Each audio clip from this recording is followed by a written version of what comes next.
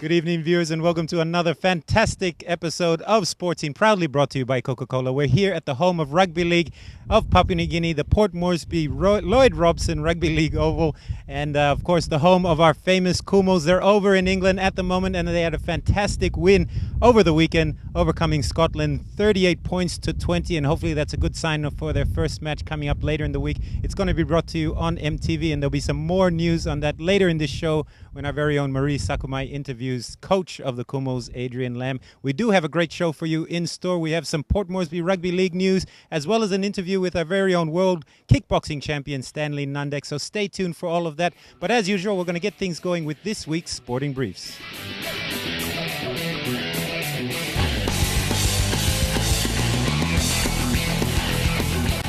In the sports briefs this week, the Barramundis continued their winning streak, defeating Adelaide Cricket Club by 11 runs in a 2020 match cut short by bad light last week.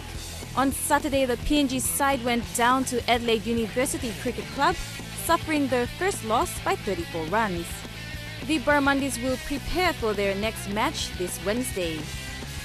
To soccer, the Women's Super League final showdown proved a real nail-biter at the Bissini Oval in Port Moresby on Saturday.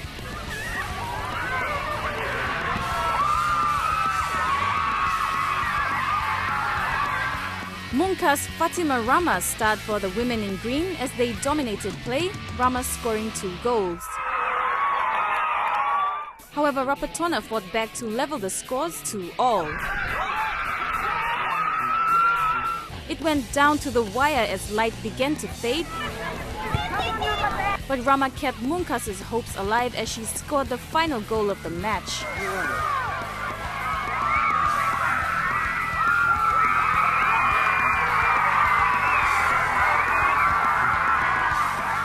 Munkas defeated Rapatona 3-2 to take this year's title.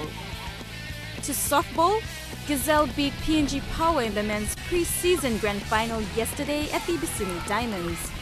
Gazelle walked away with 1,000 kina after defeating their rivals 5-4. In the challenge for third placing, Defence took on Brown Eagles. The match went into a tie-breaker. Defence held on to beat Brown Eagles 3-2. Well, there you have it, viewers. Sporting Briefs, all the action from the weekend. And congratulations to our Barramundis preparing for the World Cup with another great win overseas. And of course, to the Munkas women's team for walking away with the Port Moresby Soccer Association Women's Super League Grand Final. Congratulations to them. It is time to go to our first break, but on the other side we have Marie interviewing Meke Maino, the Port Moresby Rugby League football manager. So stay tuned for that.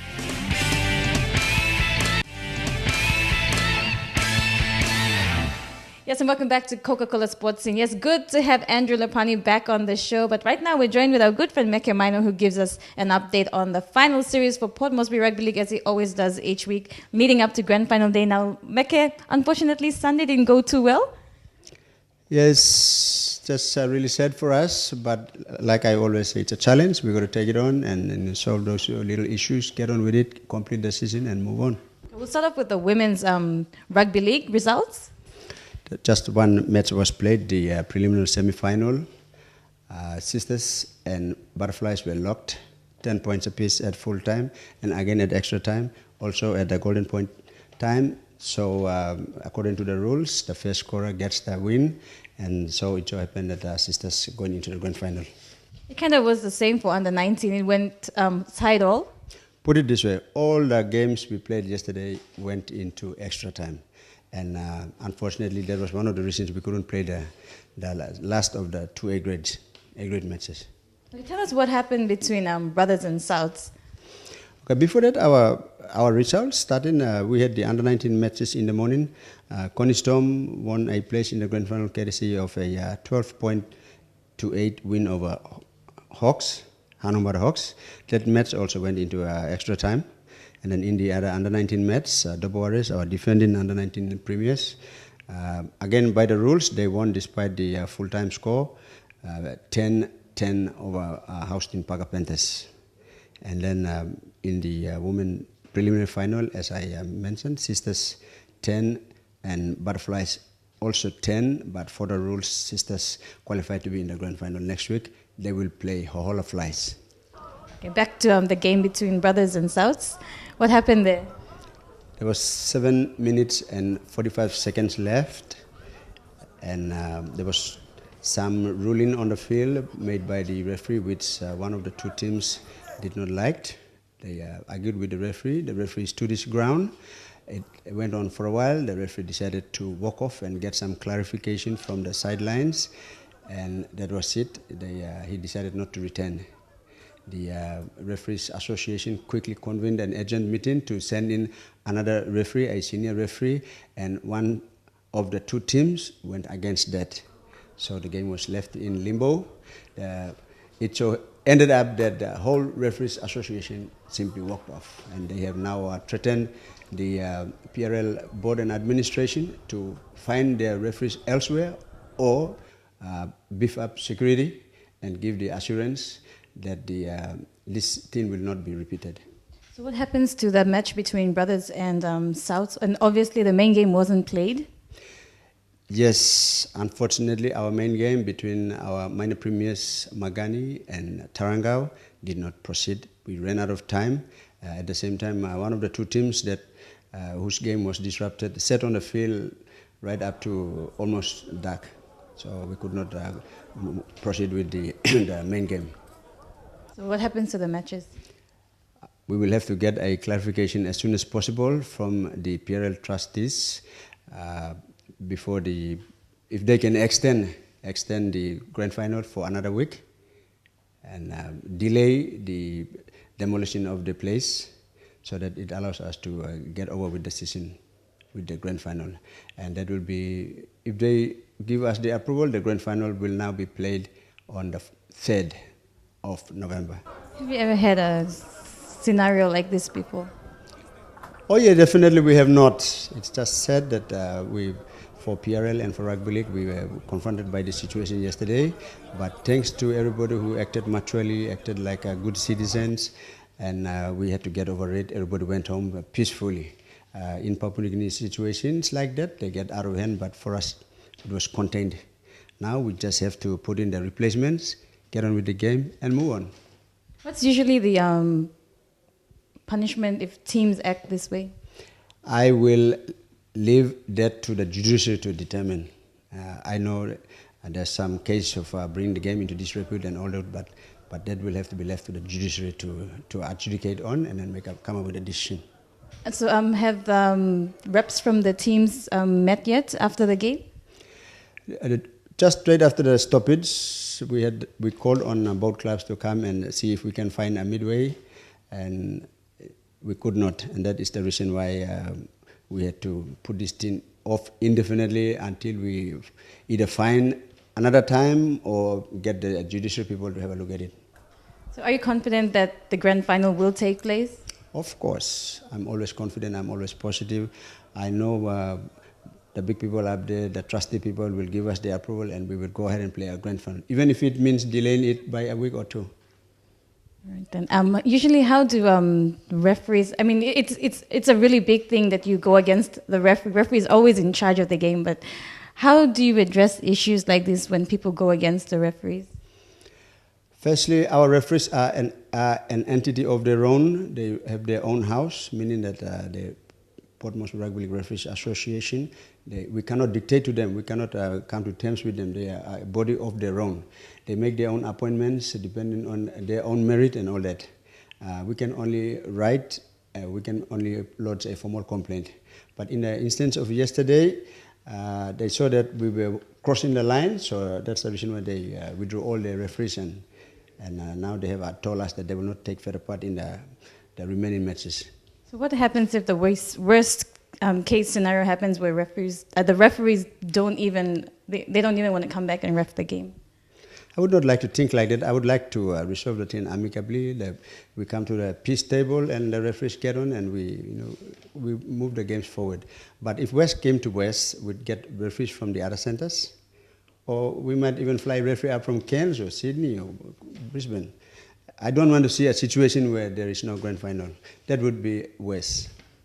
All right, thank you, Meke, for your time, and we'll see you as soon as we can, and you'll give us some good news for the grand final. My pleasure.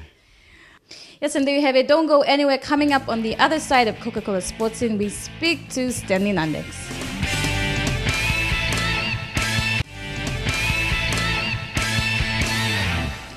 Yes, and welcome back to Coca-Cola Sports Scene. Now we're joined once again with our good friend Stanley Nandex. Stanley, what have you been up to? I've been up in Highlands. In fact, we've been doing all the kickboxing shows up there. The heat 1 after 4 completed, and back in Mosby. This is going to be the quarterfinal, and yeah, we're getting ready, and I think it's going pretty well. Before we go into the semi-final and the grand final, just give us a big, quick review of the Kickboxing Cup up in Goroka. Yeah, the heat 4 up in Goroka really, the fighters up there, how can I say, they're very talented, and they have got a very good, strong team.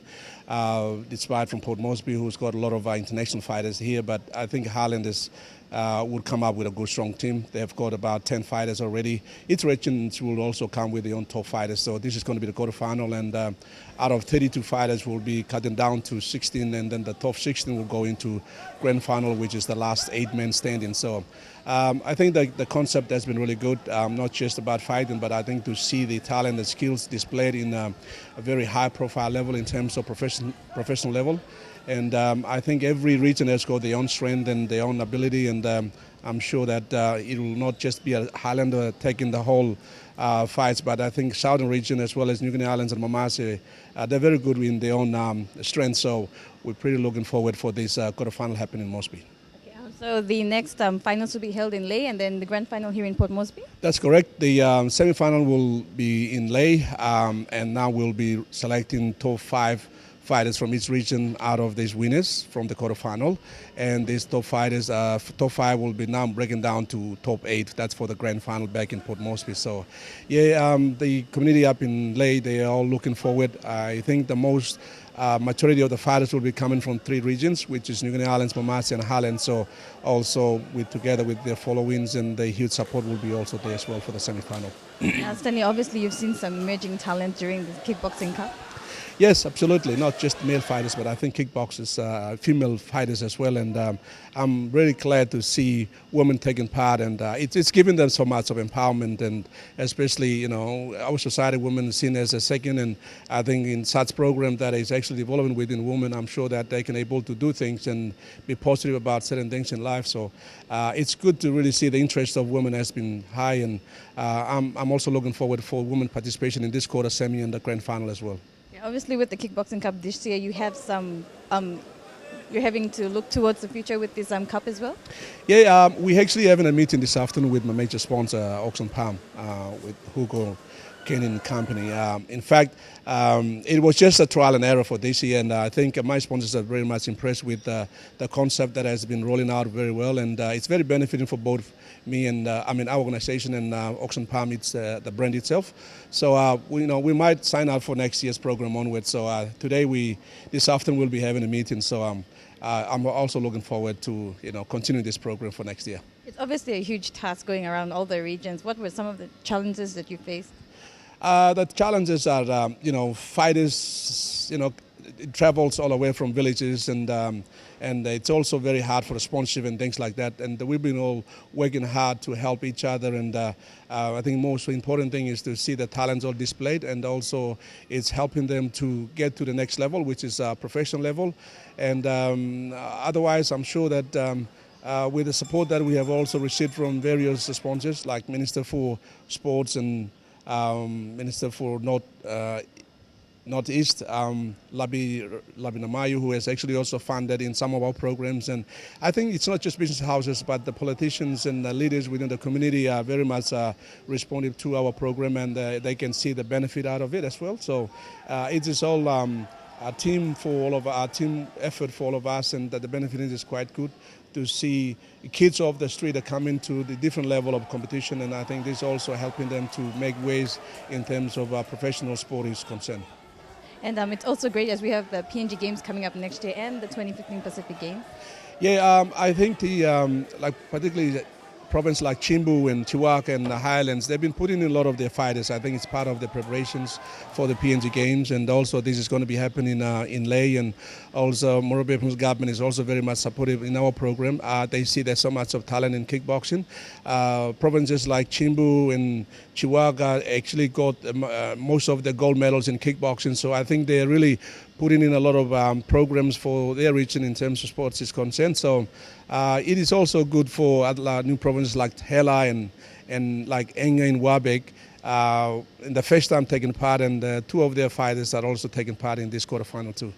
Sunny, you're also involved with the Papua New Guinea Kickboxing Association. What about facilities for the boxers where they can train?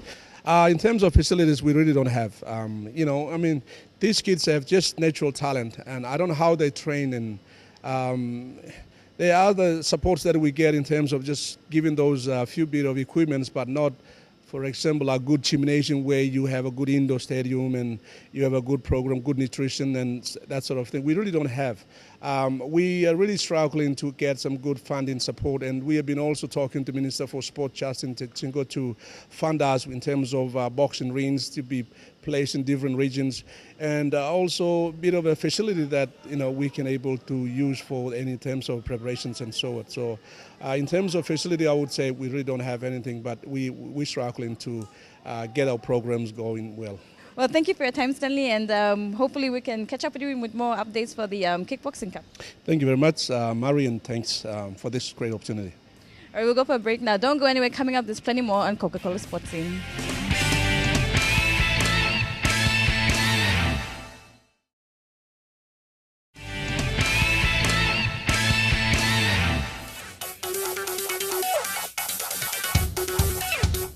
Okay, Adrian, good win for the guys against Scotland, 38-20. Yes, it was a good win. It was a match that we desperately needed, just to make sure that, because we weren't quite convinced or confirmed of the final squad that we'll take on France next week. So the players all had one more opportunity to show their wares and try and make that squad. But it's a happy camp at the moment, obviously. It was a pretty tough match, and they were a big side, but the boys played well. Obviously a good outcome because PNG is going to take on France next. France didn't have quite a good result for them for their warm-up match. No, they didn't have a good result, but we're not going to look into that too much. Traditionally in warm-up or trial matches, some of the teams won't feel their best sides or don't play that well. We would have preferred that they won 50-0 rather than losing. So we think that they're going to come out 100 miles an hour this week, and they'll be a completely different team. Preparations this week will be just more about us. We've got a lot of work to do ourselves. We're aware of that, and the focus and preparation will be on our team alone. Obviously, David Mead doing well for the side. Unfortunately, have to sharpen up on his kicking boots. Yeah, that's right. Asa Boas never played, and neither did Israel Eliab. So those two players will come into the squad this week as part of the selection criteria. But if Asa makes that 7th spot, he'll be more than likely goal kicking. Are there any changes you're looking at for the squad against France?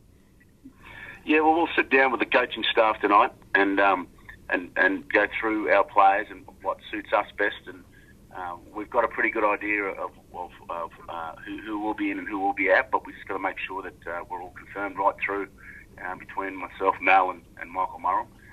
There's some players did some great stuff on the weekend, and obviously there's 23 players there that are vying for 17 spots. We'll probably name an 18th man as well, who will be on standby, but that squad will be named later on in the week. So how are the boys holding up? Obviously a change of temperature down there, 9 hours behind as well. Yeah, what was great with our high performance manager was we implemented a jet lag theory program, and the players turned up here and we had a test to make sure that we were back on track with the way that our body is. And we got here, and after using all the the stockings in the planes and supplements and sleep therapies and whatnot, we finally got here, and everyone got back to normal very quickly. So the only problem is it's obviously it's very wet, very cold. It's pouring down rain here at the moment, something that the players are used to. But we've addressed that, and looking forward to the challenges on the weekend. And Charlie Wabo has joined the team? Yeah, Charlie Wabo's joined the team, obviously with the sad news of his mother, his late mother. The boys pulled together really well for that, and we're also rallying around him to make sure we give him as much support as possible. And he's doing okay at the moment, but we understand that he'll have his ups and downs, his highs and lows, and we're here for him. And he played great yesterday on Saturday, actually, so we're very happy the way that he turned up and performed. Right. How much training have the Kumus got before facing France? Yeah, we play France on Sunday, so we've got, I think it's 4 sessions in between now and 4 field sessions in between now and Sunday. And like I said, we'll just be focusing on getting ourselves right. It's important that our preparations are spot on and focused on us, and we're excited about it. All right. Well, we wish you all the best, and hopefully we can get an update before you have the match on Sunday. Yeah, it's a big match for us. Thanks for that, and I'd like to just throw out a big thank you to all our supporters. We're getting a lot of faxes and messages of positive messages, which we're passing on to the players, and they're really loving that and appreciating that. So we'd like to thank them very much. All right. Thanks. Cheers. Thank you. Bye-bye. Welcome back to the show, viewers, and it is time to wrap things up. But how about that interview with Adrian Lam, the coach of the Kumos over there in England, preparing for their first match against France in the World Cup. And I know the whole country will be getting behind them and eagerly awaiting kickoff on that match. Now it is time to wrap things up. And just a reminder that, of course, 500 mils of Coke you can find for only 3 kina at your local store. That's right, half a liter of Coke for only 3 kina. What a bargain that is. And another reminder that you can find Sportscene on Facebook, so make sure you search for us and like us, maybe even post a comment, and who knows, we could be reading out those comments on one of the upcoming shows. And also a reminder to tune into Hotspot this Thursday at 9 p.m. after Soccer Extra, and we'll have all the latest news from Team Kumos camp over there in England as they do prepare for that first match against France. And some good news, the French team, as we saw, going down to the USA in another friendly match, so maybe that bodes well for our very first victory and the first of many to come at this year's Rugby League World Cup. It is time to sign off, so thanks for tuning in, and we will see you again next week, same time on Coca-Cola Sportscene.